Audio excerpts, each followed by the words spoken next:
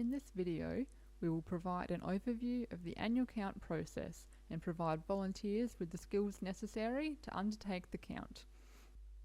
By watching this video, you will learn how to locate redtails in their stringybark habitat, including tips and hints for how to find them, and also how to fill out the necessary paperwork to take part in the count.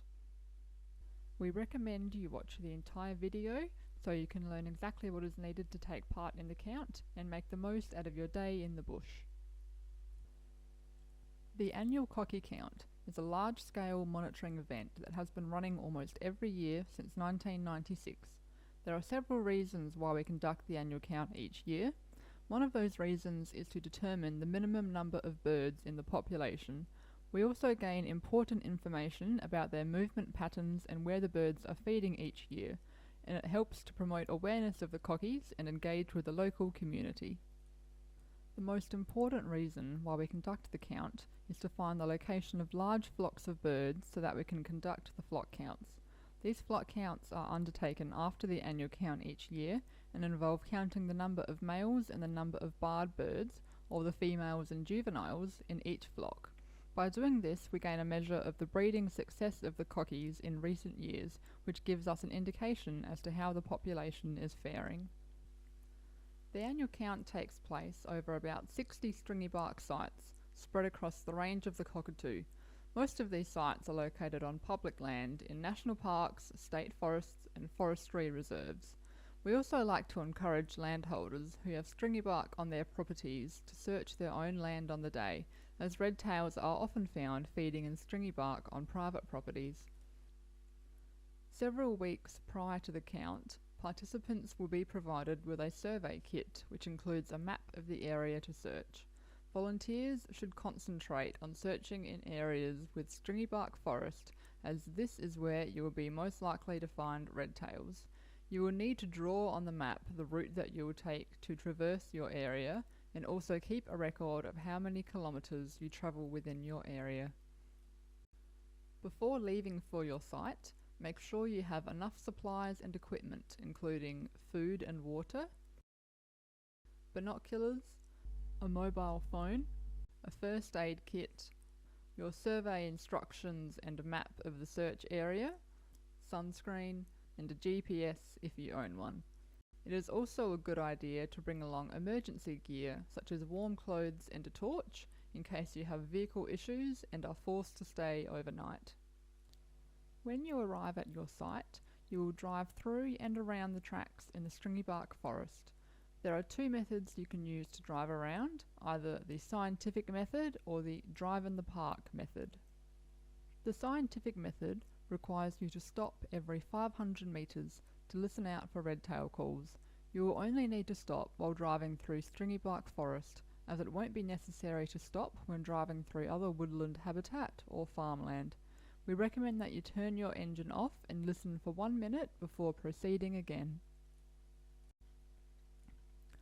The drive in the park method requires you to drive with the windows down quietly and slowly, no more than 10 kilometers per hour, around the stringybark tracks, listening for the birds and looking out for feeding signs. If you do see feeding signs, then you can stop regularly until you can locate the birds by their call. Redtail feeding signs are known as chewings and consist of chewed up bits of stringybark capsule and shredded leaves and twigs on the ground. The cockies will often feed in stringybark trees along the edge of a track, as these trees usually have more seed on them, and you can see a large mess of chewings underneath. Chewings that are green in colour will be more recent than chewings which are browner and drier. As mentioned earlier in the video, you will only need to search for redtails in stringybark forest, as this is the cockies' main food source. Stringybark trees are a type of native eucalyptus which can grow very tall. They can be identified by their bark, which has a fibrous texture and is reddish-brown in colour, with older surfaces turning grey, as shown in this footage. A different native tree which can look similar to stringybark is the rough-barked manna gum, which you can see here. This tree also has bark that is brown or grey in colour and grows to a similar size, but the texture of the bark is not fibrous like stringybark is. There are other native eucalypt species with smooth trunks, such as red gums, which grow in a similar area to stringy bark. While the birds do use these trees to rest in and for roosting in the evenings, we suggest that you only search these areas if there are stringy bark trees nearby. No matter what method you choose to do, if you do hear red tails while driving through your site, try and locate them for counting.